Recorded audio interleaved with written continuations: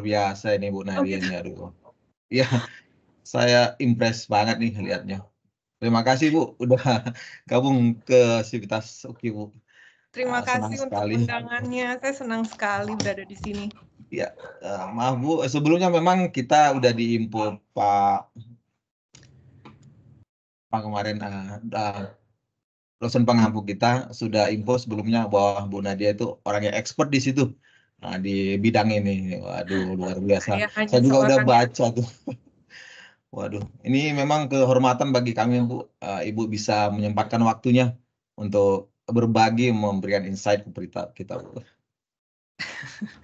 terima kasih atas undangannya. Kita udah mulai atau gimana Pak? Saya Kita diundang bisa oleh Pak menunggu. Iksan. Pak Ihsan, iya benar Pak Ihsan. Kita bisa, maaf 5 Dulu menit kali lagi ya. kira-kira, 5 Oke. menit lagi. Iya sih. Saya lihat Ibu lebih muda dari yang di TV itu, TV salah satu TV. Iya ya, gitu ya. Benar, saya udah lihat di salah satu TV Jadi Ibu. Bapak lihat juga pas saya di TV itu baru kan Saya lihat, nominal iya, ya. iya. Iya, Beda, itu beda. pagi-pagi tuh Pak. Gimana aktivitasnya Bu hari ini? Ya untungnya katanya Jakarta macet ya hari ini ya. Absolutely Bu. Hujan, karena hujan Bu. Mungkin jadi Aduh macet deh, mau pasti. gimana gitu di Senayan, tapi saya untungnya pulang cepet-cepet gitu, jadi ya sampai di rumah tepat waktu lah gitu. Tepat waktu mengejar season kita ini berarti Bu. Iya, saya buru-buru. Benar. Ini Makasih jadi Bu. semua online dari masing-masing tempat tinggal masing-masing atau Bapak Dari kantor di kampus masing-masing, atau gimana Pak? dari masing-masing tempat tinggal Bu. Jadi Oh, semua iya. join dari kayak Pak Leo, ini ketua jurusan kita Pak Bu, lagi mobile info Oh informasinya. iya. Selamat malam Pak Leo. Malam Bu Nadia, Selamat terima kasih malam Pak sudah Leo. hadir Bu. Ya terima kasih sudah bersedia membagi ilmu dengan teman-teman lah. Oh, Saya mohon maaf masih di jalan, jadi memang di Jakarta macet tadi sih Bu. Jadi iya benar ya Pak ya. betul. Jadi ya lumayan lah. Cuma kebetulan saya masih mobile, jadi mungkin saya nggak terlalu aktif dulu berbicara lah. Ya. Saya mohon izin Bu, sebentar Bu ya. Iya, makasih Pak Leo. Mungkin kita nunggu Pak Iksan juga sih. Iya. Biar mungkin lebih hidup diskusi gitu. Siap. Terima kasih Bu ya. Terima kasih Pak. Iya. Sebelum kita mulai Bu, kita bincang-bincang diskusi dulu, kecil dulu Bu ya. Boleh ya. Iya Bu. Ya ini kalau bisa diinfo Bu, itu penghargaan yang saya lihat, wah betul sangat prestisius juga itu. Ocean Changmaker Challenge itu bagaimana Bu?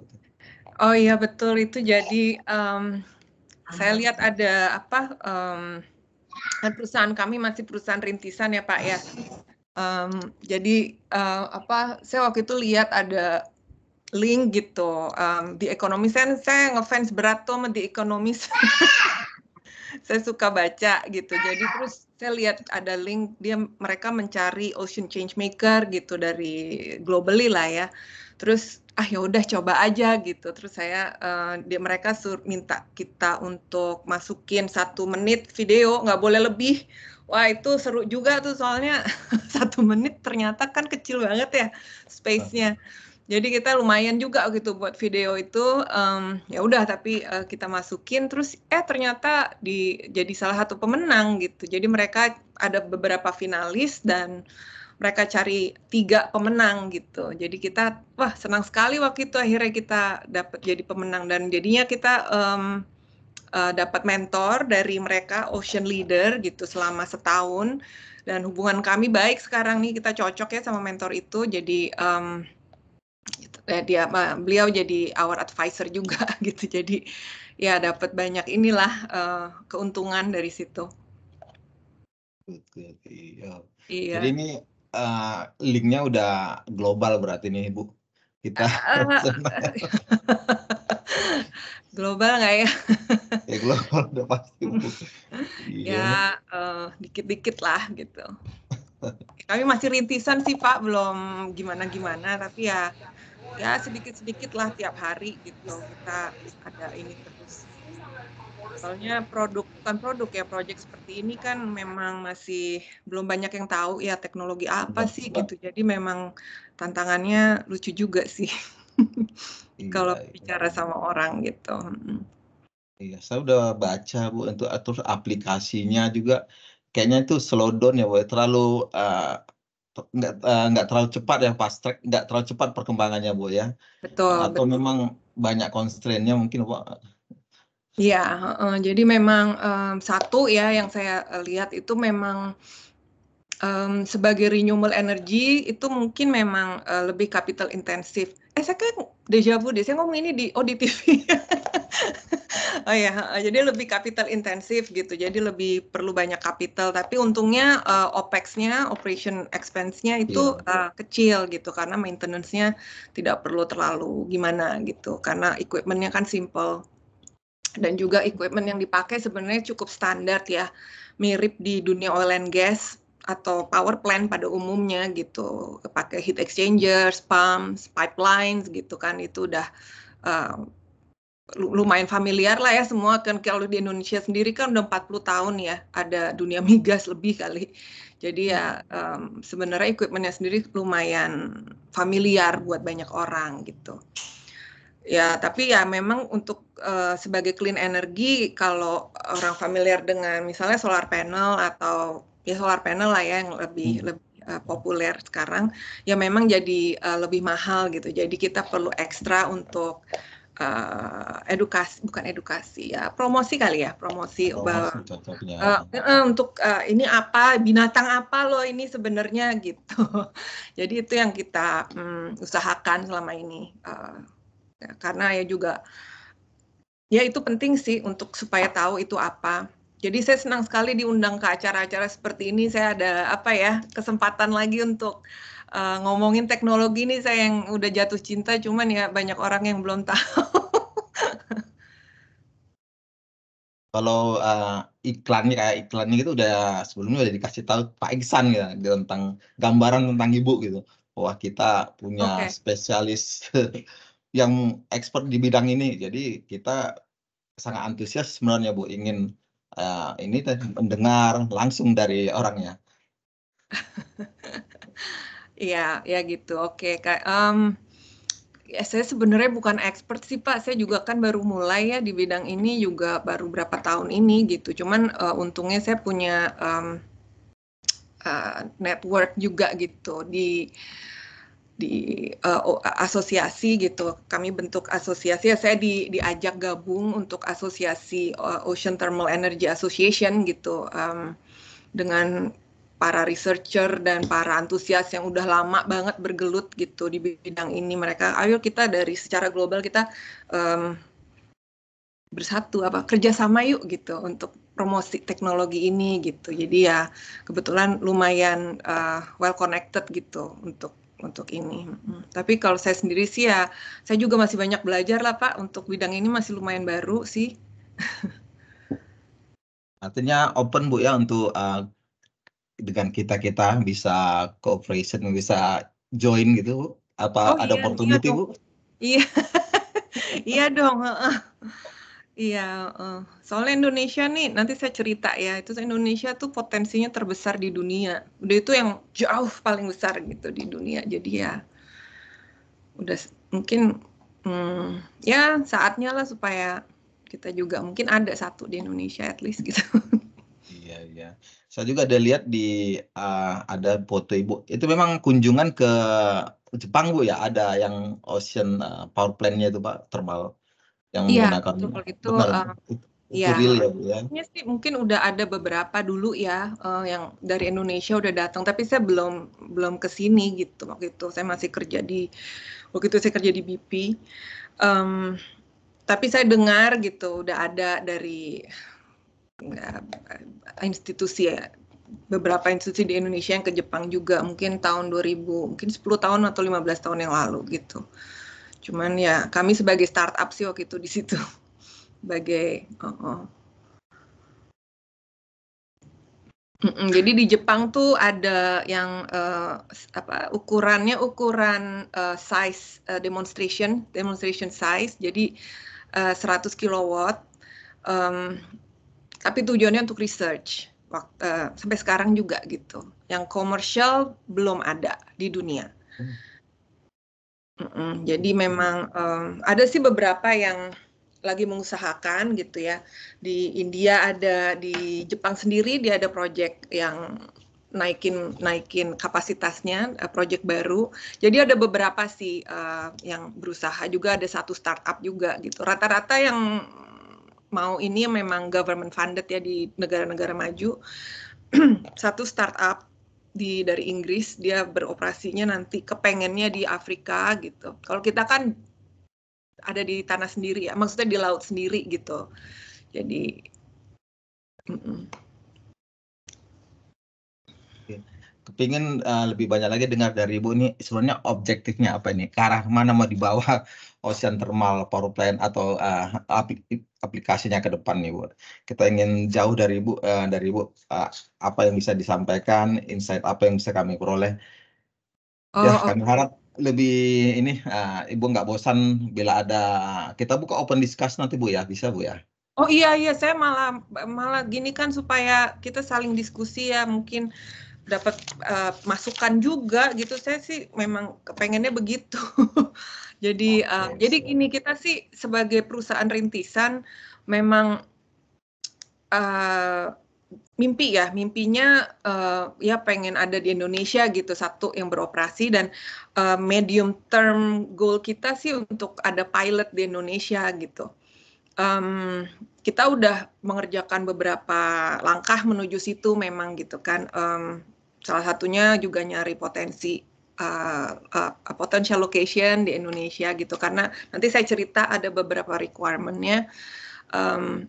Ya jadi memang arahnya sih kepengennya setidaknya ada pilot lah di Indonesia. Jadi contoh bahwa ini memungkinkan lo salah satu, karena kalau menurut saya kan juga kita kan negara maritim terbesar ya.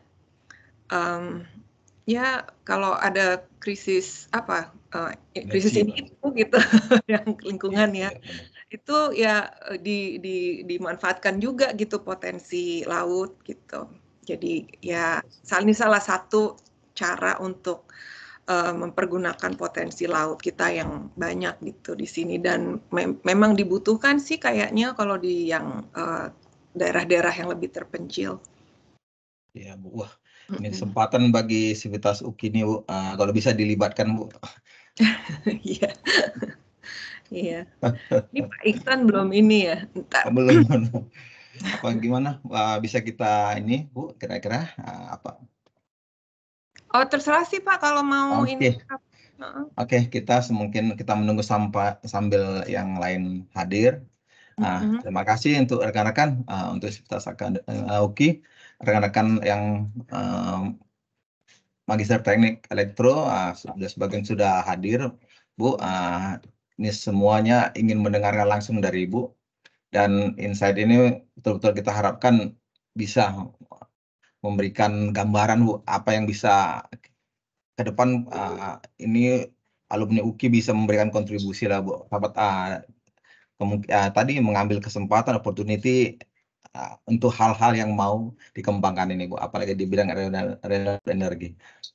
Oke, dan rekan-rekan semua, Ibu Nadia ini bila kita melihat profilnya luar biasa, apabila mau dibuka mungkin kita nggak habis-habisnya mungkin akan impress melihatnya. Banyak hal yang sudah dilakukan, apalagi dengan di karirnya sudah well established, tetapi dia mau membuka masuk ke dunia yang agak complicated kayaknya nih, agak pasarannya kecil gitu lah, bisa dikatakan begitu Bu ya. Oke Bu, kita persilakan waktu dan tempat bisa disampaikan apa ininya, kondisi sekarang tentang ocean, bagaimana itu bisa bekerja, pembangkit dari pemanfaatan energi panas dari laut, dan juga constraint-nya ke depan, bagaimana juga bisa kami mengambil opportunity dari OTEC ini, Bu. Terima kasih, Bu. Silakan waktu dan tempat kita persilakan. Oke, terima kasih sebelumnya Bapak Antonius dan rekan-rekan sekalian di sini. Perkenalkan, nama saya Nadia Febina, dipanggilnya Nadia aja. Saya founder dari Lumare Energi. Saya juga Vice Chair dari Asosiasi Ocean Thermal Energy. Dan saya juga kawannya Pak Iksan, saya diundang oleh Pak Iksan ke sini. Jadi terima kasih sekali untuk kesempatan ini, saya diberikan kesempatan untuk bicara tentang OTEC, gitu, Ocean Thermal Energy. Tapi saya mau disclaimer dulu nih ya Pak ya, saya tuh bukan akademisi. Saya bukan akademisi, saya hanya ini dari perusahaan rintisan gitu, jadi ya nanti mau masukannya juga dari rekan-rekan yang berpengalaman di bidang akademisi di sini gitu. Oke, saya mulai ya. Silakan, waktu dan tempat silakan. Oke, oke, sebentar, gimana share-nya nih?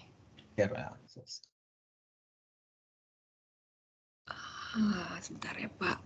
Ya, silakan ditunggu. Oke, ini dia. Ini share.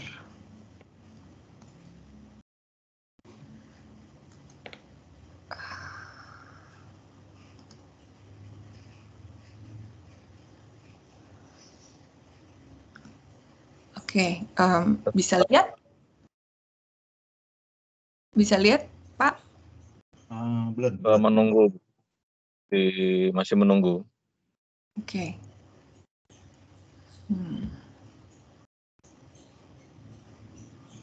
Kenapa ya nggak bisa? Sepertinya ya, sudah nih, Bu. Udah sepertinya sudah muncul. Oke, saya ini ya, saya slideshow.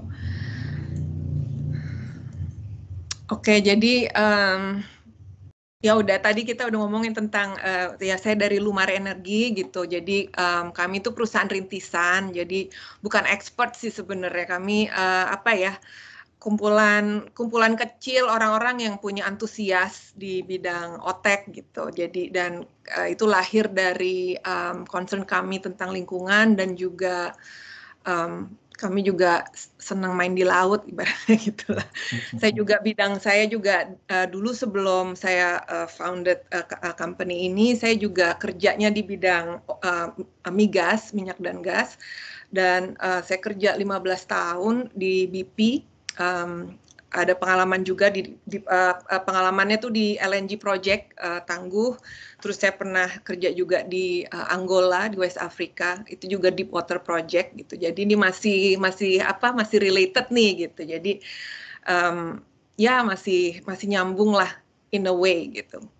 Saya boleh izin putar ya, biar tahu sedikit, ini 1 menit video. Silakan. Oke. Bisa dengar? Bisa kelihatan? Enggak ya? Suaranya kedengaran, Bu, tapi videonya belum. Oke, coba saya share videonya. Ya. Oke. Kelihatan, Bu. Oke, saya share ya. Hi, I'm Nadia Febina, founder of Lumare Energy, and I have a story to tell. Let's face it, we are in a crisis and the time is ticking. Here, Lumare Energy can be the answer to creating a sustainable blue economy. Let's lean into the potential of OTEC in Indonesia by building a low-risk small onshore plant that utilizes the ocean thermal and transform it into electricity for the local community. Lumare creates clean energy with zero emission and high mineral byproducts from the deep sea water, including drinking water and natural sea salt. This paves the way to achieve RI within a few years.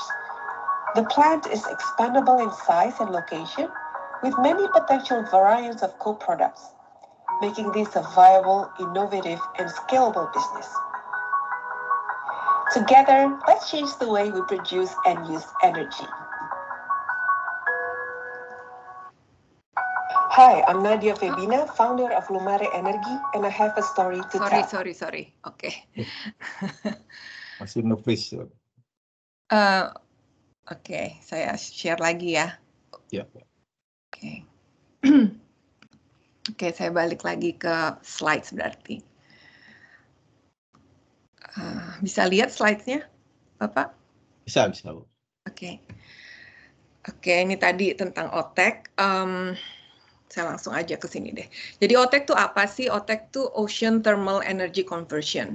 Intinya kita generate electricity dari temperatur, perbedaan temperatur antara deep sea water dan surface sea water. Jadi intinya kita harnessing memakai potensi laut untuk mengenerate energi dan juga dengan cara memakai suhu air laut. Jadi intinya suhu air laut itu nanti akan saya jelaskan ya dengan lebih detail. Nah, OTEC ini zero emissions, jadinya ini tidak ada emisi sama sekali dari OTEC, jadi juga minimal impact ke environment. Suka pada nanya, ini konsepnya udah proven, iya, udah proven konsepnya, sudah ada demonstration size plan di Hawaii dan di Okinawa, Jepang, tapi memang untuk research purpose. Tapi barangnya sendiri, maksudnya plannya sendiri sudah built gitu di situ. Memang belum commercialized gitu. Jadi ini yang kita coba memang tidak terlalu sederhana tantangannya, tapi kita coba untuk salah satu yang jadi mencoba untuk commercializing teknologi ini. Oke, dari sini dulu. Jadi gimana caranya OTEC itu bekerja? Ini kursor saya kelihatan nggak ya? Oke, apa saya putar? Kelihatan ya.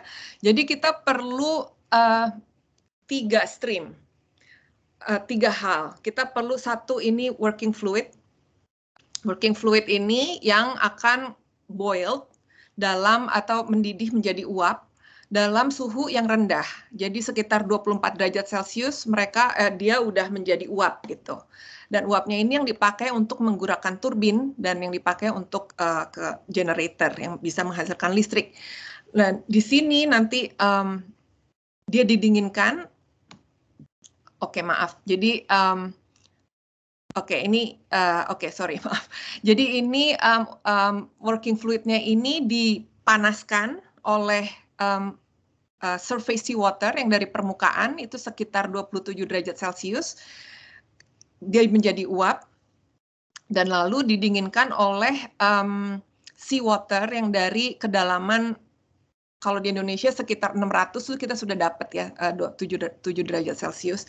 Nanti dan itu pokoknya antara surface sea water dan deep sea water tuh harus deltanya sekitar 20 derajat Celcius minimum. Dan itu didinginkan dan akhirnya menjadi closed loop. Sebenarnya ini kan prinsip yang sederhana ya, yang banyak dipakai di power plant, ini organic Rankine cycle. Jadi sebenarnya konsep ini di mana-mana yang menggunakan steam, power plant yang menggunakan steam, sebenarnya dia menggunakan prinsip yang sama dengan OTEC gitu. Jadi apakah ini teknologi inovatif? Mungkin bukan ya, karena dari Industrial Revolution sebenarnya kan kita udah familiar dengan steam teknologi ini gitu. Cuman memang aplikasinya yang masih baru lah. Sebenarnya nggak baru banget. Kalau sejarahnya OTEC tuh dulu udah ada gitu. Tapi terus sebenarnya udah ada dari sebelum ada oil. Lalu ada oil kan lebih murah ya jadinya. Jadi orang pakai ke situ. Nah sekarang ada isu climate change dan lain-lain. Jadi mulai lagi dilirik nih alternatif teknologi yang dulu pernah dilupakan gitu. Dan OTEC mulai terdengar lagi gitu. Dan saat inilah saya tertarik. Oh apa nih OTEC gitu. Jadi ya sejarahnya ya begitu. Oke, jadi OTEC tuh bisa located onshore dan offshore. Jadi kalau di onshore nih, yang di Jepang dan di Hawaii itu masih onshore. Jadi onshore tuh kalau kita untuk size yang lebih kecil, yang demonstration size itu 100 kW. Untuk size yang lebih kecil memang nggak apa-apa untuk onshore, mungkin sampai dengan 1 megawatt masih oke lah untuk onshore. Dan itu berarti kalau di onshore itu tadi yang pipa untuk deep sea waternya itu ya diprosesnya di sini di top side. Dan yang di sini nggak kelihatan, tapi nanti ada lagi pipa yang ngambil air dari surface sea water. Di sini nggak digambar, cuman kurang lebih begitulah. Yang penting memang yang cold deep sea water ini karena dia sampai kedalaman yang cukup lumayan gitu. Dan ini memang yang membuat OTEC jadi mahal. Deep sea waternya ini jadi relatif mahal ya untuk capital expense-nya. Lalu ada juga offshore OTEC, ini belum ada di mana-mana. Tapi kalau misalnya sudah ada yang lebih besar di onshore OTEC,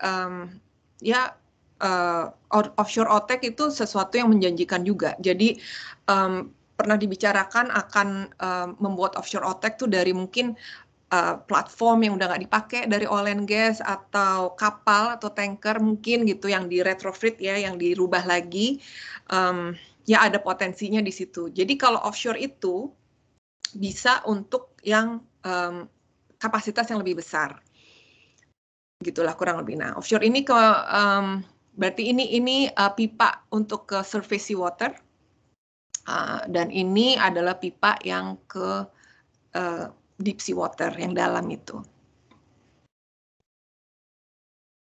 Nah, jadi apa yang perlu tadi saya cuman ini lagi ngulang lagi ya. Jadi kita perlu 2 warm surface sea water sekitar 27 derajat Celcius. Nah, ini di Indonesia gampang sekali. Rata-rata suhu air lautnya sekian atau di atas. Dan kita perlu cold deep sea water 7 derajat Celcius atau lebih dingin lagi. Dan kalau bisa tidak terlalu jauh dari coast, dari pantai gitu. Karena untuk mainly untuk ini sih, untuk cost ya. Kalau semakin jauh semakin mahal gitu untuk projectnya. Sedikit tentang deep sea water. Deep sea water tuh berarti di sini kan, di apoptic zone gitu. Sekitar di sinilah itu. Berarti matahari tuh udah nggak masuk ke situ. Jadi cold deep sea water ini dia tuh memang punya karakteristik yang berbeda gitu. Dia tuh dingin, juga bersih karena bakteria tidak bisa tumbuh. Dingin, bersih, dan juga banyak mineral, nutrien dan mineralnya lebih pekat di situ gitu. Jadi memang deep sea water ini lumayan komoditas juga sih. Oke, nah ini cuma menunjukkan Indonesia tuh temperaturnya tuh pas lah untuk OTEC gitu kan. Nah, benefitnya OTEC tuh apa? Dia tuh clean energy, maaf. Dia tuh clean energy, jadi zero emission dan 100% renewable. Dia juga baseload power generation, artinya dia sama dengan power plant yang kita tahu ya, yang lain. Jadi dia beroperasi bisa 24 jam, bukan intermittent, nggak kayak solar atau wind, yang kalau malam atau lagi tidak ada angin, berarti listriknya juga tidak ada gitu. Karena OTEC ini suhu air laut itu stabil malam dan siang, jadi ini OTEC itu baseload power generation seperti halnya ya power plant yang lain ya, seperti coal atau oil and gas gitu.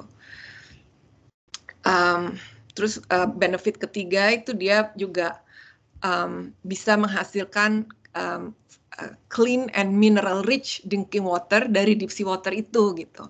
Jadinya ini saya ngelihat OTEC tuh bukan hanya renewable energy aja, cuman bisa dipergunakan untuk hal-hal yang lain juga yang mendukung blue economy. Misalnya kalau kita di daerah terpencil di Indonesia gitu kan ada kesulitan air, nah itu juga bisa digunakan. Ini dalam satu teknologi ini ada solusi-solusi yang bersamaan gitu, tidak hanya clean energy. Nah itu uniknya OTEC sih. Dan plan-nya lumayan simple, jadi dia high reliability, high availability, dan low OPEX. Nah, terus ke benefit yang ini lumayan berguna nih. Jadi dia tuh small footprint. Land requirement-nya tuh lumayan tidak perlu banyak gitu. Jadi kita tidak perlu ada penebangan hutan atau seperti itu. Jadi sebagai bayangan untuk modul OTEC-nya sendiri, nanti akan saya tunjukkan, untuk modul OTEC-nya sendiri itu sekitar 25 square meter aja gitu. Dan itu memang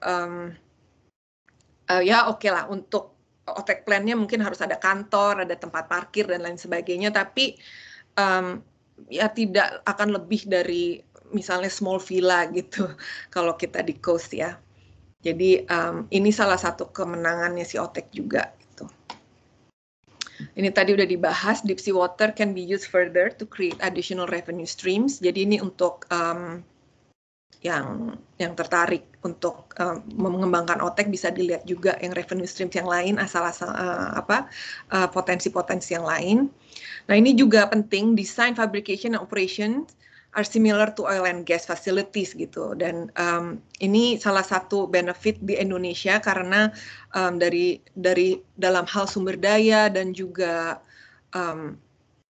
manufacture gitu. Karena di Indonesia kan sudah matang sekali ya dunia migas gitu. Jadi equipment-nya sendiri bukan sesuatu yang baru, dan memang ada detil-detil untuk beberapa equipment yang karena ini kita low temperatur kan, temperatur rendah, jadi tapi seperti pipeline dan lain-lain itu semuanya familiar gitu untuk desain dan fabrication-nya. Nah, ini waktu saya berkunjung ke OTEC demonstration plan di Kumejima di Okinawa. Ini yang tadi saya ceritakan 100 kilowatt output itu for research purpose.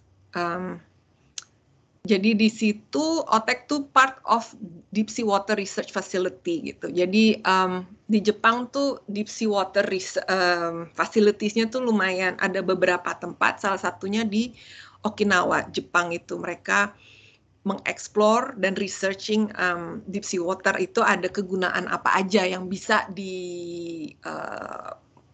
lah gitu untuk kepentingan lokal community dan juga untuk potensi-potensi blue economy gitu. Dan OTEC tuh hanya sebagian kecil dari deep sea water research facility. Itu menarik juga sih bagian itunya ya. Oke, jadi ini sih ini aja rangkuman where is OTEC applied, suited for island nations, which is Indonesia. Salah satu kegunaannya tuh bisa dipakai untuk replace diesel power plants yang ada di mungkin pedalaman yang di bukan pedalaman, remote areas di Indonesia yang diesel power plants-nya udah tua dan bisa solve freshwater shortages. Ini tadi saya ini aja sih selewat aja ya. Jadi deep ocean water application itu ada beberapa gitu yang bisa dilihat lagi gitu dari OTEC ini, selain clean energy, tapi ada juga kegunaannya untuk hal-hal yang lain. Oke. Itu tentang OTEC-nya sendiri. Saya mau ngomongin sedikit tentang Indonesia. Kenapa Indonesia itu bisa menjadi OTEC center yang bagus gitu. Itu karena 75% Indonesia kan live in biggest islands in Java, Bali, Sumatera. Tapi yang lainnya kan di remote islands gitu, dan tapi energinya itu dari main island ini gitu. Jadi memang untuk transportation cost-nya itu akan lebih mahal untuk diekspor ke remote islands ini. Jadi alangkah bagusnya kalau ada locally produced energi gitu di remote islands ini. Ini tadi saya itu kan diesel generators itu selain expensive dan juga highly polluting, dan juga mahal due to the complex logistics to get fuel to all islands. Dan juga Indonesia ada growing population. Di sini maksudnya saya cuma pengen bilang bahwa ada demand-nya gitu kalau untuk di remote islands. Oke. Ini saya langsung aja deh ke sini. Nah, ini tentang OTEC in Indonesia. Waktu kami melakukan research, ternyata tuh udah ada tentang OTEC report dilakukan oleh Department of Energy dari US. Itu Mei 1979. Jadi memang bukan sesuatu yang baru ya. Jadi pada saat itu lagi ada oil embargo kalau nggak salah. Jadi Amerika mulai cari nih apa ya yang energi alternatif yang lain gitu. Selalu kan gitu ya, kalau oilnya lagi susah terus nyari-nyari sources yang lain. Tapi ya udah gitu, setelah oilnya nggak susah lagi ya die out lagi. Cuman lucu, ini ada report ini waktu itu dia lokasinya yang dia lihat tuh dia bilangnya sih Jakarta. Tapi sebenarnya itu di Laut Selatan, di selatan Jawa, yang ada deep water. Jadi memang kan salah satu requirement untuk OTEC itu harus ada deep water yang nggak terlalu jauh dari coast tadi kan.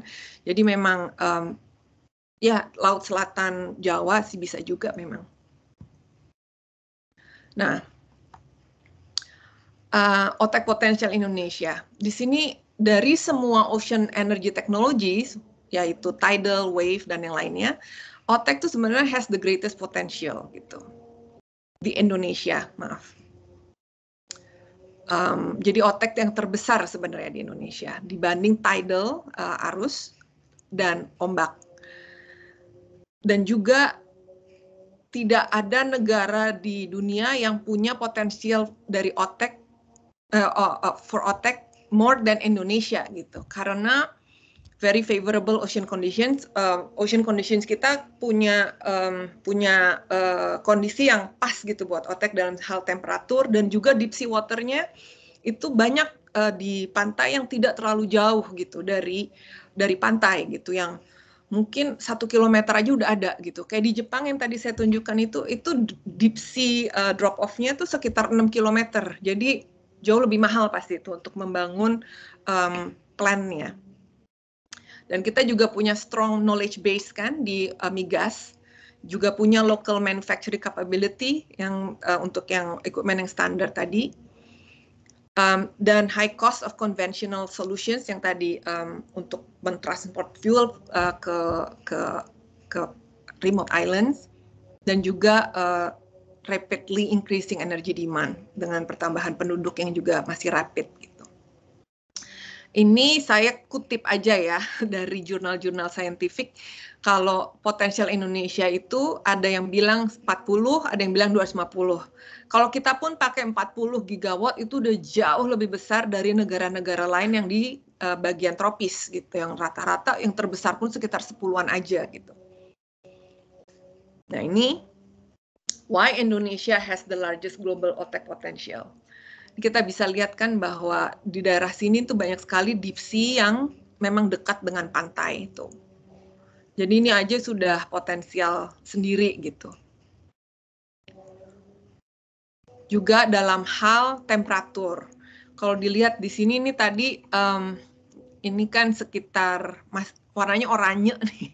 Oranye itu sekitar 29 berarti. Jadi bagus sekali gitu untuk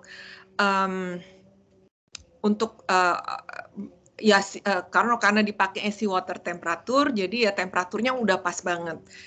Karena sekitar 27-29 sih ya, kalau kita udah kita collect data gitu di berbagai tempat di Indonesia tuh ya 28-29 gitu.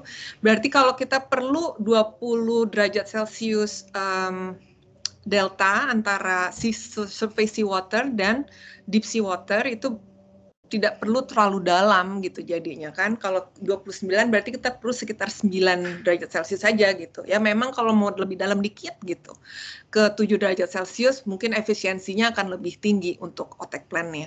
Cuman itu berarti cuman aja ini bahwa kondisi Indonesia tuh menguntungkan banget untuk harnessing seawater temperaturnya. Terus juga di Indonesia ini kan hurricane nih, Ini saya ambil, ini semuanya ada di internet kok. Ini hurricane dan kita tuh di luar itu, gitu. Jadi untuk stabilitas untuk infrastrukturnya tuh tidak membahayakan, karena kalau di asosiasi gitu ya, kan kita suka ngobrol-ngobrol, yang paling juga menjanjikan katanya tuh daerah Caribbean kan, karena dia seawater temperaturnya pas dan lain-lain. Tapi Caribbean tuh, Caribbean itu kalau dilihat tuh kan dia masih ada hurricane-nya gitu, jadi itu lumayan risky gitu sebenarnya. Nah, Indonesia tuh nggak ada risk itu, jadi memang ideal. Jadi ini ya favorable weather and oceanic condition, and one of world's longest coastlines. Kita punya coastlines-nya itu nomor 2 setelah Kanada. Jadinya memang ya potensinya memang besar gitu, dan deep sea water-nya nggak jauh lagi dari pantai. Large water depths throughout the country, high surface sea water temperatures throughout the year gitu. Jadi stabil, and historically not in hurricane pathways. Jadi saya selalu bilang what Saudi Arabia is for oil is Indonesia for ocean thermal energy. Jadi kita memang potensinya terbesar di dunia gitu untuk ocean thermal energy ini.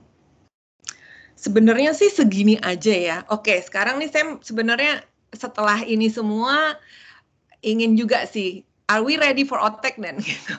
Ingin juga kita diskusi mungkin sekitar sini. Gitu Pak Antoni.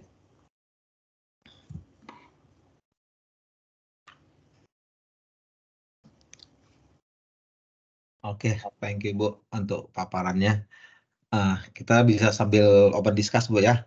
Iya. Iya, ya. Sebelum dari yang lain saya ini dengan saya dulu.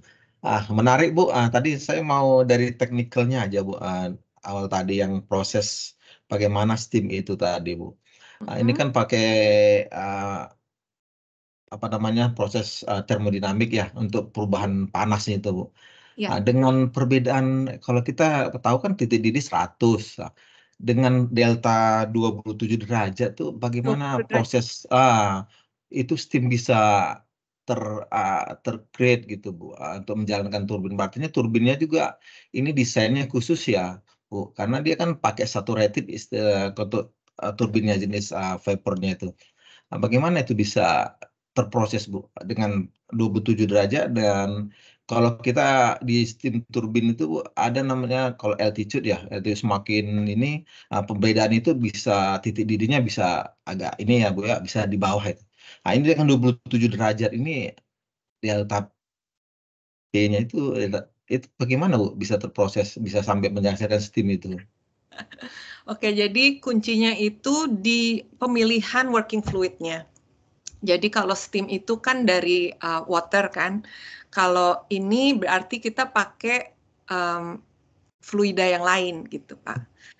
Yang paling top sekarang tuh memang amonia. Jadi tapi kalau nggak suka amonia ada beberapa pilihan lagi sih gitu. Jadi kita juga harus pilih apakah ini ada beberapa parameter ya, global warming parameter, GWP, faktor-faktornya itu ya per project dia ada pemilihan kriterianya sendiri sih. Tapi intinya kita cari working fluid yang dalam low temperature itu bisa menjadi vapor already gitu. Jadi nggak perlu temperatur yang tinggi. Artinya yang nggak satu jenis untuk fluida itu Bu ya, kayak amonia itu bisa dengan yang lain gitu ya, jenis yang lain. Betul, memang yang disukai dunia OTEC sekarang amonia karena commercially gampang dibelinya. Tapi amonia dia nggak suka karena bau dan lain-lain sebagainya gitu. Cuman ya kalau nggak mau amonia ada lagi fluida-fluida yang lain gitu. Dan itu ada ya pemilihan itu juga salah satu yang part of engineering selection ya. Mau fluida apa gitu yang dipakai. Kalau bisa tahu Bu, ini untuk apa investmentnya per KWH itu kira-kira ya hitungan riset lah Bu, itu berapa Bu? Kira-kira ada gambaran nggak Bu? Ya kita memang karena Karena kan tadi kan variabel yang paling besar itu di deep sea water itu kan ya Pak ya. Jadi kalau misalnya deep sea waternya itu, misalnya letak deep sea water point-nya itu agak jauh gitu. Agak jauh lebih 1 kilometer dibanding yang lain, atau apalagi lebih dari 1 kilometer, itu bisa merubah cost profile-nya lumayan gitu. Jadi saya nggak bisa kasih per kWh. Jadi agak beda dengan renewable energy yang lain. Jadi ini cara ngitungnya ya memang mirip kayak kayak project-project mungkin migas ya, yang well-nya itu ada karakteristik sendiri dan lain-lain sebagainya gitu. Jadi untuk dihitung per kWh saya nggak bisa kasih tahu karena memang per project bisa beda banget. Tapi kalau untuk yang kita lihat di sini, untuk di bawah 500 kilowatt itu sekitar ya single digit juta dolar deh. Jadi masih ballpark, jadi karena ya itu akan tergantung single digitnya di range yang mana nih. Single digit kan berarti di bawah 10 ya. Tapi akan di mananya itu tergantung memang pemilihan lokasi dan spesifik karakteristik di lokasi itu gitu. Dan size-nya juga. Kan kita masih lihat ya untuk keperluannya gitu. Tapi kita maunya sih memang untuk pilot akan di bawah 500 kilowatt gitu. Jadi biar karena demonstration plan-nya kan 100, jadi ya naik sedikit lah, nggak jauh-jauh gitu untuk de-risking. Bila yang tadi Bu, bila kan nilai install capacity taruhlah 100. Artinya untuk ROI-nya itu Bu, apa bisa ini Bu short time atau long term gitu? Gimana Bu? Kayaknya nggak ketemu kalau dari ini hasil analisa saya Bu. Bagaimana Bu? Iya, betul. Itu betul sekali. Memang itu challenge-nya OTEC ya. Makanya mungkin ada bahaya dia masuk ke Valley of Death. Pernah dengar nggak Pak? Valley of Death. Jadi dilemanya tidak di situ. Untuk supaya bisa lebih viable secara ekonomis, OTEC tuh harus economics of scale, harus besar gitu. Baru dia bisa economically viable.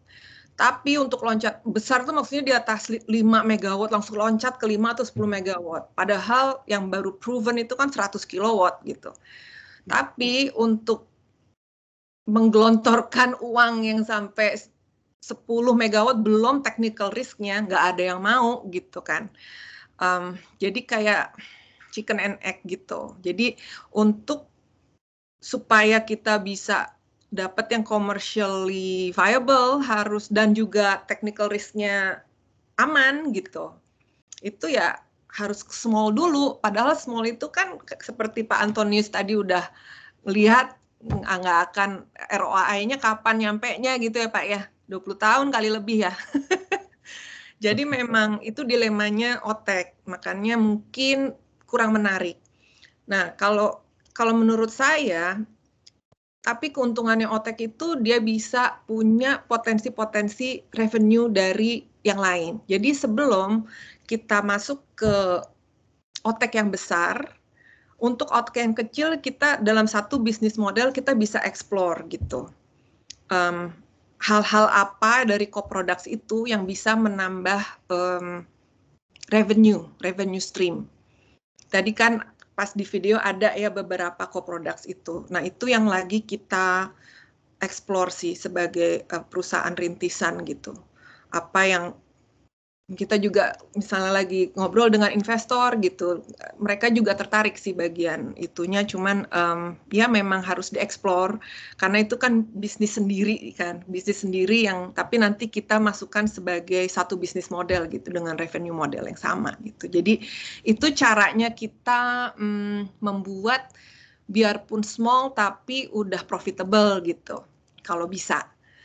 Semoga lebih menarik gitu untuk private sector untuk menanam modal di sini gitu. Karena saya sendiri nggak akan merasa nyaman kalau harus loncat langsung, even 1 megawatt aja mungkin saya gitu. Karena loncatnya terlalu, mungkin 1 megawatt masih oke lah, tapi kalau langsung 5, tapi itu pun belum viable secara komersial. nggak akan viable juga secara komersial. Jadi ya itu yang kita lakukan sih, Pak. Big challenge berarti Bu. Tantangannya besar banget Bu ya. Challenge-nya agak lucu ya, tanda kutip. Iya benar. Ayo dari yang lain, bila ada yang ingin langsung didiskusikan Bu Nadia, atau saya lagi. Saya banyak pertanyaan Bu sebenarnya. Boleh, semoga saya bisa jawab. Saya kalau nggak bisa jawab, saya nanti bilang ya, oh nanti kita saya cari dulu gitu ini. Oke, sebelum saya lagi ya, coba silakan untuk rekan-rekan. Aktivitas, oke. Rekan-rekan yang lain dari yang lain, silakan. Ibu Febina, open diskusi nih. Boleh saya tanya nggak Pak Antoni, sebelumnya sebelum dengar dari Pak Iksan udah pernah dengar tentang OTEK? Sudah Bu. Saya ada beberapa literatur yang saya baca dari prosesnya, karena saya kan lama di bidang pembangkit Bu. Kita pembangkit. Jadi saya compare dengan boiler Bu. Situ kan untuk peroleh panas itu dia ada berjenjang, jadi kayak expand-nya ada beberapa langkah sampai dari economizer, ada evaporasi sampai dari superheat. Jadi saya membandingkan di situ, itu kan normal ya Bu ya, dan bahan bakarnya batu bara. Itu saya sampai di mana, ini make sense-nya di mana dengan menghasilkan steam. Saya itu bertanya terus gitu. Terus sampai saya berpikir gini Bu, kalau yang di OTEK ini kan namanya ocean, laut Bu. Apa bisakah itu dirubah, artinya di posisinya, place-nya itu dirubah ke danau. Siapa tahu ada danau dalam kan ada Bu ya. Apakah ini possibility-nya ada Bu? Kan cari yang paling dalam. Bila-bila ada research diukur ke dalamnya berapa temperaturnya. Apa ada itu, kira-kira possibility-nya gimana itu Bu?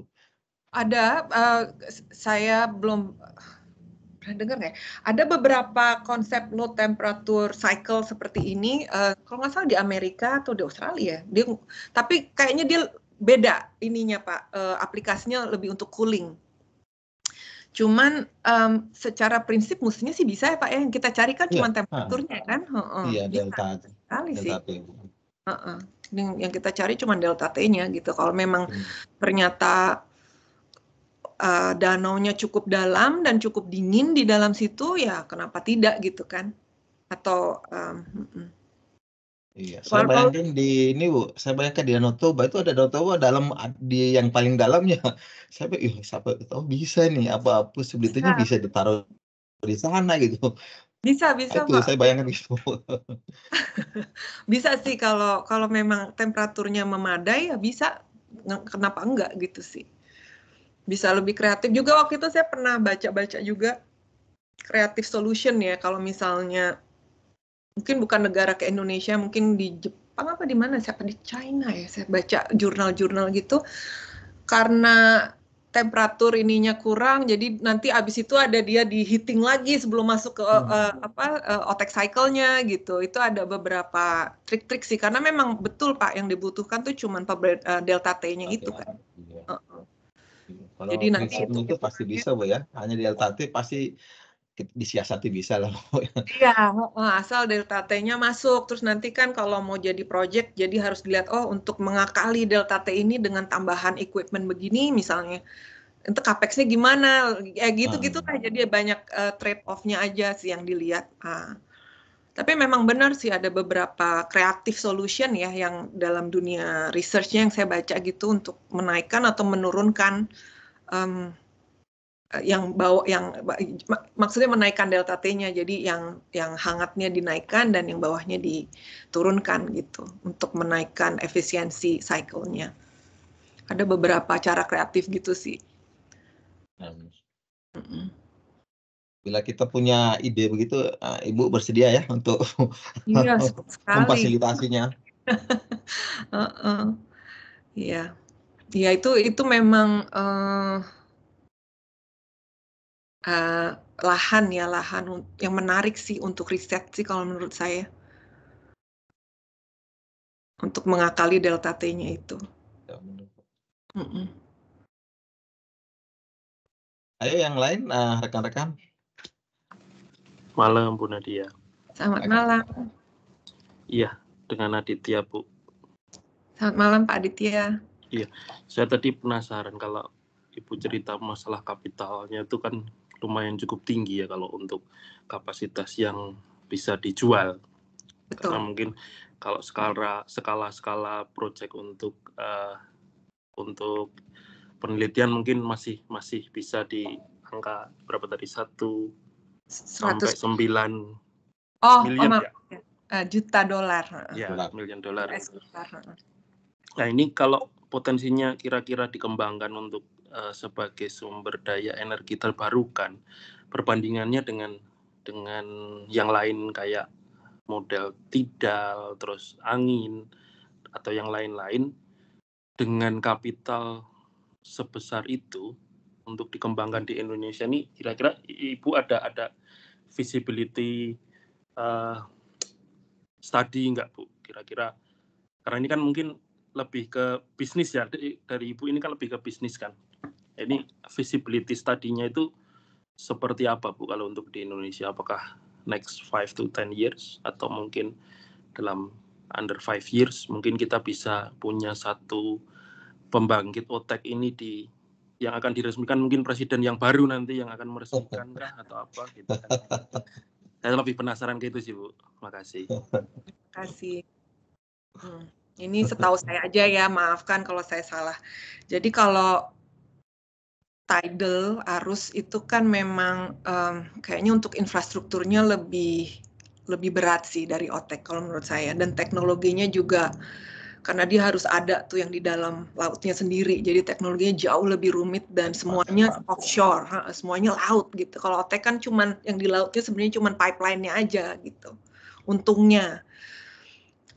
Jadi kalau menurut saya tidal itu lebih mahal dari OTEK karena infrastruktur yang rumit. Kalau wave itu menarik sih. Sebenarnya kalau suka inovasi, wave ini bisa dilihat karena dia bisa berbagai macam bentuk-bentuk gitu kan.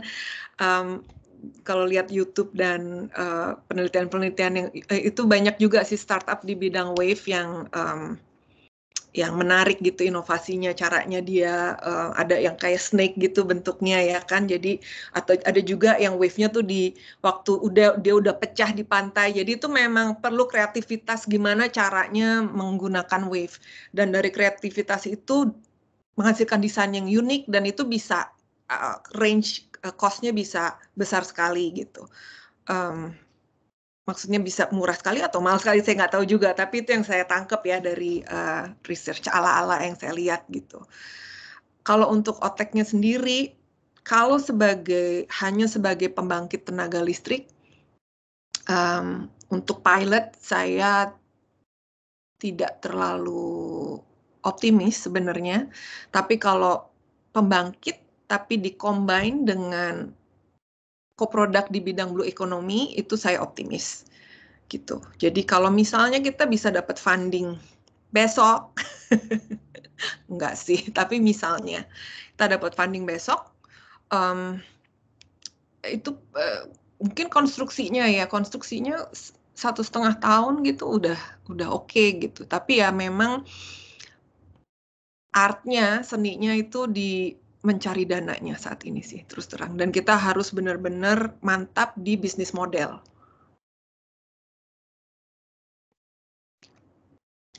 Tapi kalau untuk di Indonesia ini potensi yang paling potensi kira-kira daerah mana Bu? Karena kebetulan saya kan tinggal di Batam nih. Batam kan ya mungkin banyak orang yang tahu kita dikelilingi air semua nih. Cuman nggak tahu apakah dari sisi laut dalamnya itu apakah suhunya cukup memadai untuk itu, karena di sini juga mungkin banyak lalu lintas kapal-kapal gede dan offshore yang sumur-sumur itu kan juga lumayan banyak, dan apakah itu memungkinkan yang kira-kira di Indonesia ini yang berpotensi di mana sih Bu kalau dari yang pengalaman Ibu?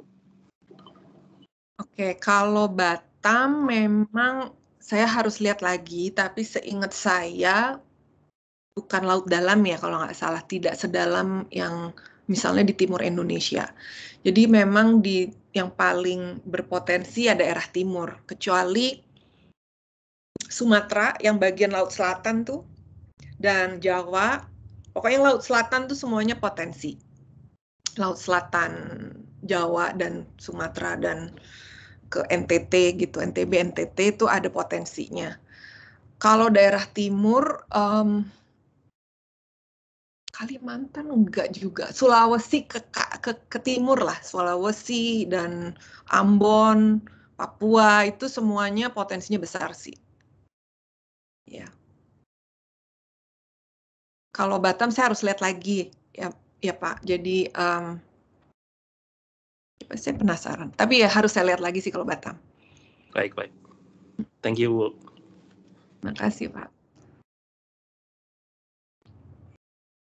Bu Nadia, saya mau tanya lagi nih. Ya, Tadi Pak. kan ini harus agar investmentnya tidak sia-sia lah, artinya tidak terlalu lama ditunggu. Tadi Ibu sampaikan ada co-produknya, ada bisnis modelnya ya Bu ya. Itu yang paling dekat situ kayak destination plan Pak ya Bu ya, destination plan ya. Saya dengar itu. Desalinasi. Itu cocok nggak ke situ Bu ya? Terus itu pasti itu juga harus ada combine-nya juga Bu ya.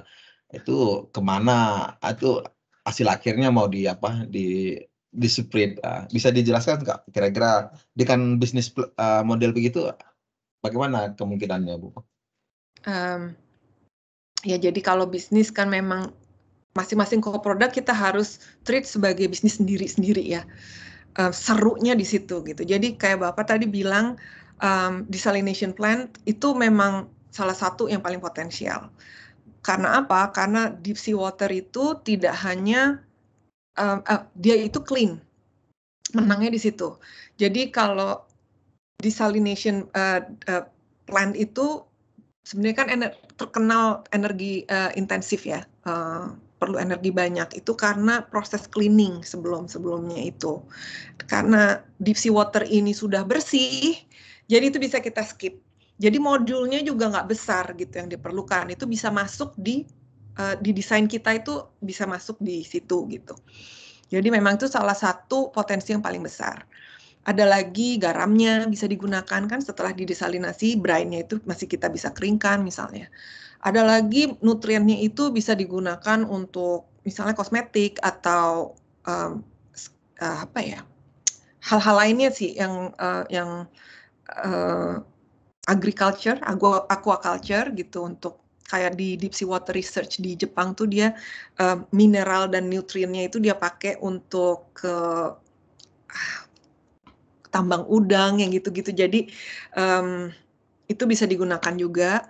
Terus ya dari temperaturnya yang dingin itu juga bisa digunakan untuk kalau di Jepang tuh ada yang namanya sea grapes. Di sini nggak terlalu terkenal tapi itu enak banget. Namanya umibudo, apa ya nama Indonesianya? Sea grapes sih. Itu kayak makanan gitu. Jadi dia gunakan temperaturnya, jadi nggak usah ada cooling gitu. Udah dapat dari deep sea waternya itu sendiri. Penggunaan yang lain juga misalnya bisa juga dipakai untuk AC, misalnya ke resort gitu kan. Itu karena dia dingin. Jadi resort nggak usah pakai cooling system. Ini udah energy saving kan buat resort itu gitu. Jadi ini ya itu another business juga gitu yang bisa dieksplor misalnya. Karena kita kasih opportunity untuk building itu untuk energy savings gitu. Jadi ya itu juga satu business opportunity. Jadi masing-masing co-products ini memang harus dilihat gitu. Satu ROI-nya seperti apa, business opportunity. Tapi itu baru setengah cerita ya. Dengan ROI kita bisa lihat ininya, tapi juga terus apa customer validation itu juga apa benar nih ada customer yang mau ambil gitu kan. Jadi itu seperti di-treat seperti yang membangun bisnis sendiri juga gitu akhirnya. Itu yang kita lagi lakukan dan memang jadinya agak lama karena kan opsi kan ada beberapa ya dan kita masing-masing harus kita lihat gitu. Riset pasar dan animo pasar seperti apa untuk produk-produk tertentu gitu. Jadi memang untuk engineering desainnya sendiri itu memang udah usaha sendiri gitu, tapi terus untuk revenue-nya yang tambahan itu, ya itu another business gitu jadinya gitu. Memang serunya di situ sih. Artinya ini Bu, investmentnya profitable, Bu. Tidak tanda kutip riskinya high gitu. Jadi sangat ini Bu ya. Jadi kalau hanya berdiri sendiri kita melihatnya terlalu kurang ya Bu Terlalu ya. risky. Terlalu Kurang dan risky. nggak menarik. Ini pun kita udah dengan produk, saya masih harus buat bisnis model yang meyakinkan juga gitu untuk yang kita pitching ya, untuk yang investor gitu. Ya rata-rata ya lumayan sih. Oh, ada potensi di sini ya gitu. Tapi kita harus tetap kasih bukti, evidence bahwa ini ada loh pasarnya. Nah, itu yang lumayan juga sih kerjanya. Sementara Tadi kita Bu juga sih nggak ngasih tahu tadi, jadi kayak menakutkan tadi Bu, tapi rupanya harus dikombine. Get point, saya dapat poinnya Bu, jadi begitu. Iya. Memang kalau makanya tadi di yang video 1 menit itu kan, ya karena ini sih kita coba masukin cerita ini gitu dalam 1 menit video itu, ya agak susah sih, tapi semoga lumayan jelas nanti kalau diulang lagi gitu, bahwa ada potensi-potensi itu yang untuk menaikkan ROI. Karena udah pasti dari pertama, ini nggak bakalan menguntungkan gitu. Terutama sorry aja ya, di Indonesia tuh lebih challenge-nya lebih tinggi lagi karena kita hanya bisa jual ke PLN kan. Dan tarifnya juga tidak terlalu menarik sebenarnya. Dibanding negara lain ya yang ini. Jadi ya memang ya gitulah. Kalau listrik doang sih kayaknya, apalagi untuk pilot itu nggak akan ada yang mau sih. Kalau menurut saya nggak akan ada yang mau menanam modal. Harus ada bisnis modelnya Bu, benar. Bisnis modelnya harus lebih kreatif lah gitu. Jadi memang tantangannya di situ saat ini Pak. Point. Ayo rekan-rekan, menarik, bisa ditanyakan. Pak Antonius, di chat ada 2 pertanyaan kalau tidak salah. Mungkin bisa dibacakan juga sih Pak. Oke, Pak Bu ya.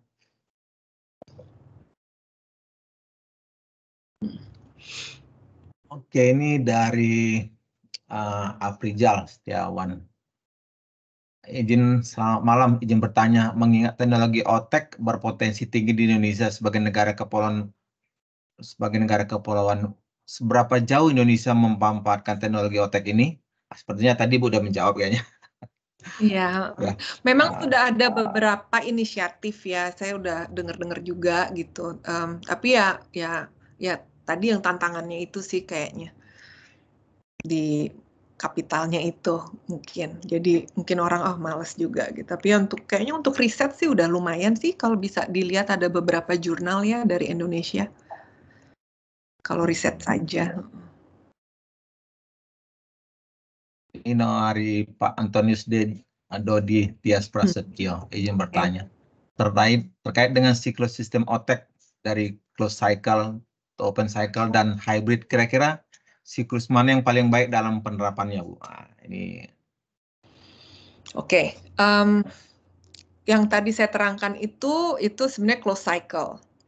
Open cycle berarti perbedaannya itu kita masukin ke pressure-nya pressure vakum gitu. Kalau saya sendiri, saya prefer closed cycle. Karena karena kalau udah low pressure, berarti kan equipment-nya harus besar gitu. Jadi untuk scaling up itu menurut saya lebih lagi capitalnya, akan memakan lagi gitu capitalnya. Tapi memang berarti tidak diperlukan working fluid itu gitu. Itu kemenangannya. Cuman kalau saya, karena kita ada aspirasi untuk scaling up, kalau pilotnya udah ada, jadi kenapa nggak dari kita mulai dari closed cycle. Jadi kita udah mulai terbiasa, kita udah tahu karakter operasinya seperti apa gitu. Jadi kalau untuk mengembangkan dari yang kecil ke yang besar itu lebih gampang gitu. Tapi ya ini preferensi gitu. Kayak di India kalau bisa di browse ada yang namanya NIOT, NIOT itu dia juga punya, sekarang dia baru desalinasi water. Ini lebih government funded, jadi bentuknya bukan untuk bisnis tapi untuk masyarakat sekitar gitu. Jadi dia udah mulainya udah lumayan lama, dan mereka lagi mau bikin untuk OTEK, kayaknya RFP-nya udah disebarkan gitu.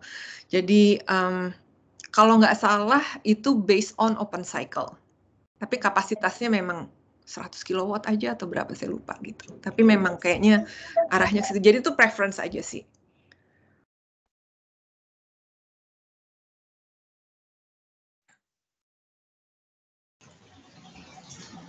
Izin bertanya Pak Antonius. Ya, silakan. Ya, salam kenal Bu Nadia. Saya Andri Bu, mahasiswa UKI. Mau tanya Bu, terkait dengan Lumer teknologi Bu ya. Lumer ya. Saat ini kalau boleh tahu, Lumer sudah pernah mengerjakan OTEK di Indonesia apa belum Bu? Itu yang pertama Bu. Terus yang kedua, apa sih Bu kaitannya Bu dengan desalination plan Bu? Kebetulan saya kan engineering di salah satu perusahaan konstruksi untuk spesialis desalinasi Bu ya. Mungkin bisa sedikit dijelaskan Bu Nadia. Terima kasih Bu Nadia. Selamat malam Bu. Terima kasih Pak Andri pertanyaannya. Lumare belum punya pengalaman di membangun OTEK. OTEK belum ada yang bangun sih di dunia untuk komersial. Hanya ada 2 di Jepang dan di Hawaii, itu untuk riset. Jadi ini pertama kalinya memang kita di bidang ini gitu. Terus kedua tadi maaf tentang kaitannya antara desalination plan Bu dengan teknologi OTEK Bu ya. Ya, oke. Karena sepanjang ini selama saya mengerjakan proyek desalination plan atau biasa disebut water treatment plan lah Bu ya. Okay. Itu kami belum khususnya saya belum kenal namanya OTEK ini gitu. Okay. Jadi di mana dipasangnya, karena tujuan desalinasi plan itu kan pertama kita kan menghilangkan conductivity ya Bu ya. Dan mengapa desalination plan itu penting di power plant? Karena dia sebagai feedback atau sebagai boiler feed water Bu. Karena di boiler itu harus benar-benar dia menggunakan air yang benar-benar pure. Dan satu lagi untuk demin ya. Mungkin bisa Ibu jelaskan bagaimana penerapannya ketika OTEK ini kita sinkronkan dengan desalination plan Bu. Itu yang saya maksud Bu Nadia. Terima kasih banyak Bu Nadia. Oke, terima kasih Pak Andri. Selamat malam.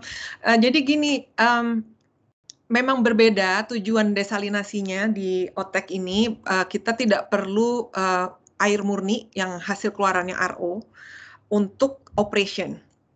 Justru kita mau ini untuk fresh water sebagai produk gitu. Itu aja sih sebenarnya. Jadi memang jadi gini, waktu sea waternya itu diambil, kan kita perlu 2 stream ya, dari surface sea water sama dari deep sea water gitu. Nah, 2 ini kan diambil tuh ke topside, ke pantai, diolah menjadi di OTEK cycle untuk pemanasan dan pendinginan, ya kan? Nah, itu mereka tuh sebenarnya cuma lewat aja. Jadi bukan hanya 2 pipeline, nanti ada pipeline 2 lagi untuk discharging, karena mereka cuma lewat aja, yang dipakai cuma temperaturnya gitu loh. Nah, sebelum dia dibalikan lagi, small part of the stream itu bisa dipecah, ini piping ya, bisa dipecah, dan itu untuk desalinasi itu tadi, untuk fresh water production. Dan itu langsung aja kita push ke membranes, ke desalination units. Baik Bu. Jadi kalau boleh komentar Bu? Apa bisa Apakah desalinasi ini merupakan produk tambahan, Bu, atau di recycle lagi ke dalam sistem, atau dia merupakan produk sampingan untuk digunakan lah gitu?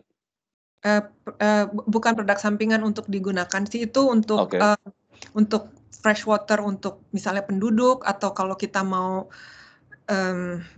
produksi mineral water gitu. Nanti memang kan mineralnya bisa dimasukkan lagi gitu. Ada. Ya, maksud saya ke arah situ, Bu, ya. Iya, jadi proses desalinasinya, ya. Soalnya kan kalau dilihat sistemnya kayaknya ada yang sama-sama salin kan. Jadi yang hot maupun yang coldnya kan. Nah, tapi kelihatannya kemudian setelah discharging ya mungkin sisa yang masih salin itu diproses desalinasi untuk nantinya digunakan untuk penduduk atau apa gitu ya. Betul. Oke. Ya baik, Bu, terima kasih. Terima kasih, pertanyaannya bagus nih. Jadi memang tidak diperlukan fresh water untuk operasi OTEK. Bukan seperti boiler misalnya. Ya, izin Bu Nadia. Baik Bu, kalau saya tadi berarti produk dari RO-nya yang kita gunakan Bu ya? Betul, iya. Untuk fresh water-nya Bu ya? Iya. Baik Bu. Nah, jadi kan di RO itu, ya. Kalau boleh tahu Bu, apakah harus menggunakan air laut Bu ya? Apakah bisa menggunakan air sungai gitu loh Bu? Karena kalau kita untuk memperoleh fresh water itu kan nggak harus dari air laut Bu, kan bisa dari air sungai. Nah, terkait dengan reject RO, setahu saya kalau dalam suatu membran Bu ya, itu saya tidak sebutkan merek, tapi merek X lah, itu punya rejection dan permeabilitas kurang lebih sekitar 60-40, ada yang 50-40% Bu. Jadi lebih banyak rejectionnya 60%. Nah, 40%-nya inilah yang akan diproses atau dilanjutkan kembali untuk fresh water Bu ya, kalau nggak salah ya. Ya tergantung pemanfaatannya sih. Pemanfaatannya. Kalau memang produk air fresh water tersebut bisa sangat dibutuhkan oleh OTEK ini, pertanyaan saya selanjutnya adalah apakah harus air laut? Apakah kita bisa menggunakan air danau atau air dari reservoir atau dari deep well atau dari air rain forest, apa namanya, hujan Bu ya, air hujan ya, harvest rain gitu loh. Iya, apakah air itu bisa digunakan Bu? Terima kasih Bu Nadia. Tidak jawabannya, karena yang kita gunakan untuk desalinasi di sini adalah air. Jadi gini, kita tidak memanfaat yang kita gunakan ini karena kita pemanfaatan dari air yang memang diperlukan untuk OTEK-nya gitu. Dan itu dari deep sea water. Dan deep sea water itu harus dingin gitu untuk supaya OTEK cycle-nya bisa bekerja. Maksudnya jadinya daripada nanti langsung di-discharge lagi, toh ini deep sea water ini komoditi yang berguna untuk digunakan hal-hal yang lain karena dia itu dingin, bersih, dan juga high in nutrients and minerals gitu.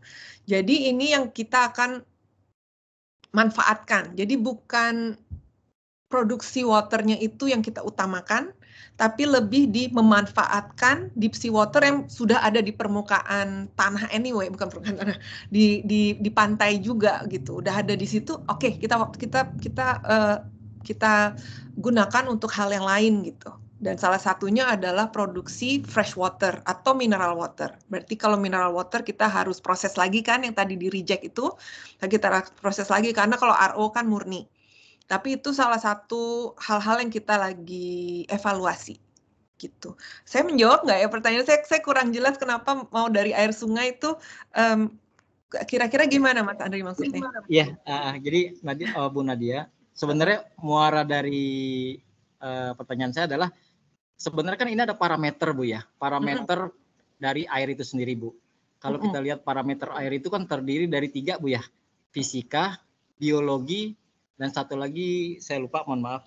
Nah, ada nggak kira-kira parameter khusus yang mengharuskan bahwa OTEK ini bisa berfungsi Bu? Artinya ada parameter air yang khusus, umpamanya nih TDS-nya harus sekian ppm, terus COD-nya harus sekian miligram per mikrosimen atau banyak lainnya Bu ya. Tapi muaranya itu Bu, karena macam-macam air itu memiliki karakter, terus brackish water atau dari deep well. Nah kalau yang kita gunakan katakanlah suhunya, ya menurut saya sih suhu yang paling bagus yang saya pernah kerjakan itu adalah suhu air tanah Bu, karena dia lebih lebih rendah gitu loh. Itu yang pernah saya lihat di analisa airnya Bu. Nah terkait dari pertanyaan saya tadi, apakah teknologi OTEK ini membutuhkan karakteristik air atau parameter air yang khusus? Itu sih sebenarnya Bu poinnya. Oh enggak, oke. Ya, terima kasih. Enggak, yang kita butuhkan hanya temperatur. Jadi gimana caranya, dan dari temperatur itu kuncinya, seninya itu di delta T-nya itu. Jadi gimana caranya deh gitu supaya delta T-nya itu tercapai di atas 20 derajat Celcius. Jadi karakteristik dan properties of waternya itu sendiri tidak terlalu nggak terlalu penting gitu. Kecuali ya itu nggak terlalu penting sih. Jadi memang yang untuk OTEK cycle-nya sendiri yang diperlukan adalah hanya temperaturnya. Dan maaf kalau air dari tanah, mungkin saya salah ya, tapi kalau nggak salah tidak bisa sedingin deep sea water. Kalau nggak salah ya, karena deep sea water tuh kalau dipegang tuh dingin sekali, bisa kayak kulkas gitu, kayak freezer. Nggak sampai freezer sih, tapi ya dingin banget gitu. Jadi ya tapi kalau ada cara-cara misalnya untuk untuk pendinginnya itu mau dari air tanah gitu ya, dari air tanah dan dinaikin gitu yang suhu yang suhu yang hangat dengan cara akal-akalan ya why not gitu, kenapa enggak gitu sih. Kalau dari saya gitu. Untuk kalau dari Lumare sendiri masih menganggap dari ocean itu lebih cost efektif dan cost efisien, tapi memang kalau ada inovasi-inovasi untuk menaikkan delta T-nya itu ya why not gitu loh. Itu kan bagian dari inovasi ya.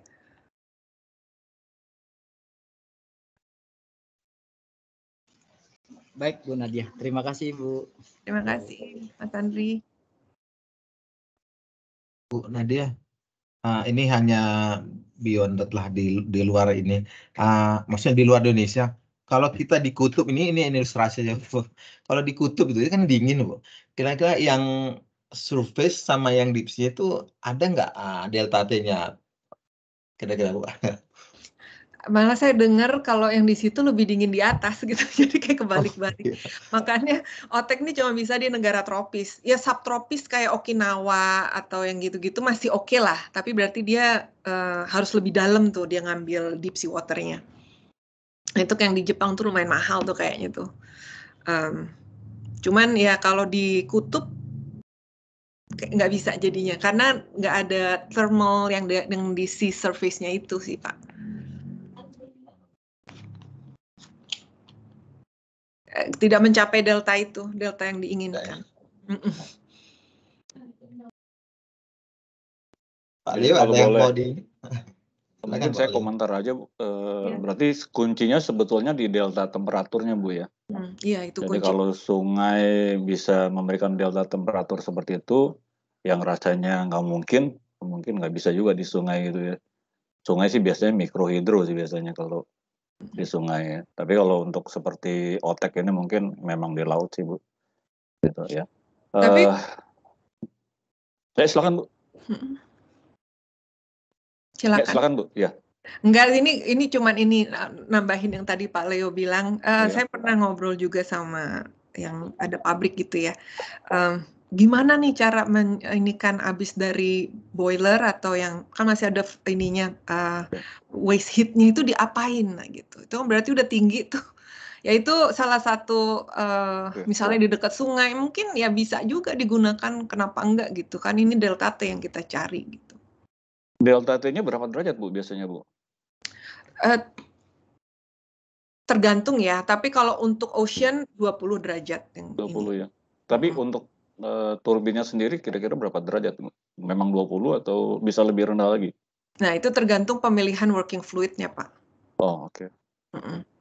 20 itu ya working fluid yang standar dalam dunia OTEC ya.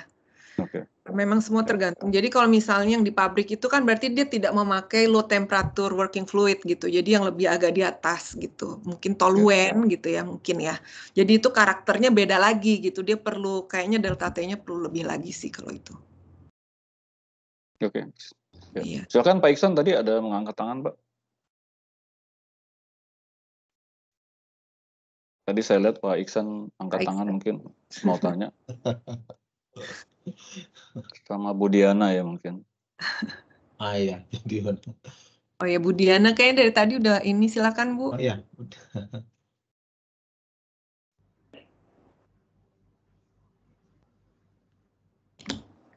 Halo, selamat malam Bu Nadia dan Bapak Ibu yang lain. Perkenalkan saya Diana. Kebetulan memang tertarik dengan hal ini, tapi pertama kali Bu baru mendengar tentang OTEC ini. Terima kasih untuk sharing knowledge-nya juga Bu malam hari ini, sangat menarik. Tapi ada beberapa pertanyaan yang juga bikin saya penasaran nih Bu. Kalau tadi dikatakan sama Bu Nadia,